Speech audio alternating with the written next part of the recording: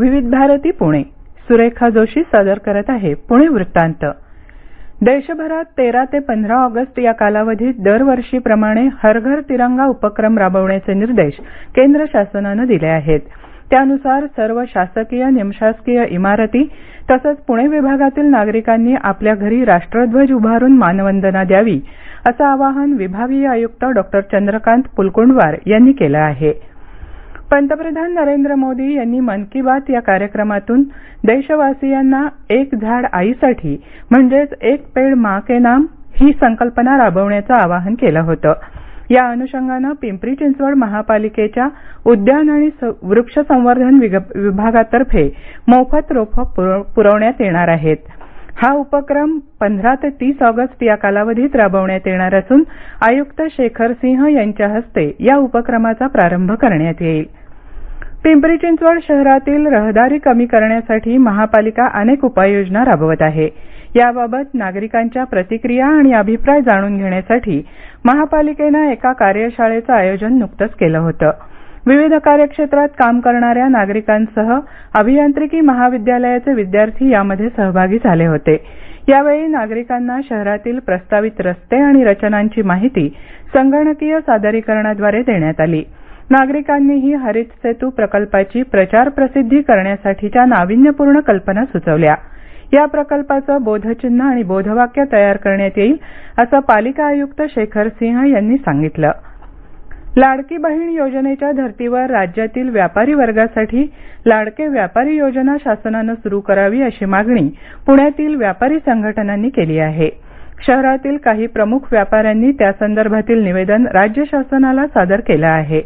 शासनाच्या तिजोरीत वस्तू आणि सेवा कराबरोबरच विविध प्रकारचा कर भरणा वेळेत करणाऱ्या व्यापारी वर्गाला वयाच्या उत्तरार्धात निवृत्ती वेतन देण्यासाठी योजना आखावी अशी मागणी व्यापारी वर्गानं केली आहे.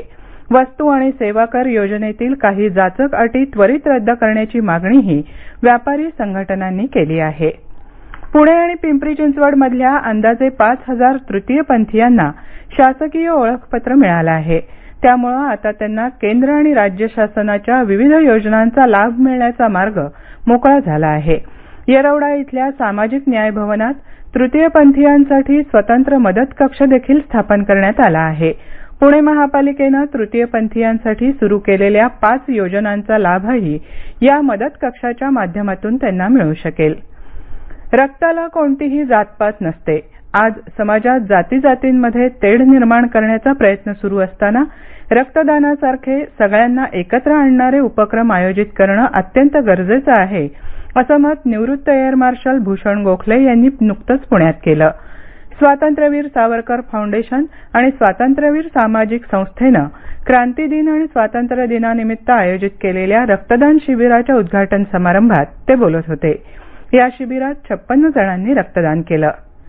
रंगत संगत प्रतिष्ठानच्या काव्य विभागातर्फे शेतकरी कवयित्री कल्पना दुधाळ यांना ज्येष्ठ कृषीतज्ञ डॉक्टर बुधाजीराव मुळीक यांच्या हस्ते नुकतंच सन्मानित करण्यात आलं. कल्पना दुधाळ यांचं काव्य मातीशी नाळ जोडणारं आहे असं प्रतिपादन डॉक्टर बुधाजीराव मुळीक यांनी यावेळी केलं. गेल्या काही दिवसांमध्ये झालेला पाऊस, वातावरणातील बदल, डासांची वाढलेली उत्पत्ती या कारणांमुळे पुण्यात ताप, सर्दी, खोकल्यासह डेंगी, चिकुनगुनिया, झिका, न्यूमोनिया या आजारांच्या रुग्णांची संख्या वाढली आहे. सर्वच वयोगटातील नागरिकांना या साथीच्या आजारांचा सामना करावा लागत आहे. ऑल इंडिया स्टेशन मास्टर असोसिएशननं आपल्या विविध मागण्यांसाठी आज दिवसभर देशभरातील 68 विभागांमध्ये धरणं आंदोलन केलं. पुणे विभागीय कार्यालयातही असोसिएशननं आज आंदोलन केलं. हॉकी महाराष्ट्र संघटनेच्या मान्यतेनं पुण्यात झालेल्या हॉकी पुणे लीग स्पर्धेत क्रीडा प्रबोधिनी संघानं वरिष्ठ आणि कनिष्ठ अशा दोन्ही गटात अजिंक्यपद पटकावत दुहेरी मुकुटाचा मान मिळवला. तिसऱ्या स्थानासाठीच्या सामन्यात हॉकी लव्हर स्पोर्ट्स क्लबनं पुना स्पोर्ट्स अकॅडमीचा 3-2 असा पराभव केला. माजी ऑलिम्पियन राहुल सिंग यांच्या हस्ते बक्षीस वितरण झालं. हा होता आजचा पुणे वृत्तांत. उद्या पुन्हा भेटू विविध भारती पुणे केंद्रावर संध्याकाळी 6 वाजता ताज्या पुणे वृत्तांतमध्ये. नमस्कार.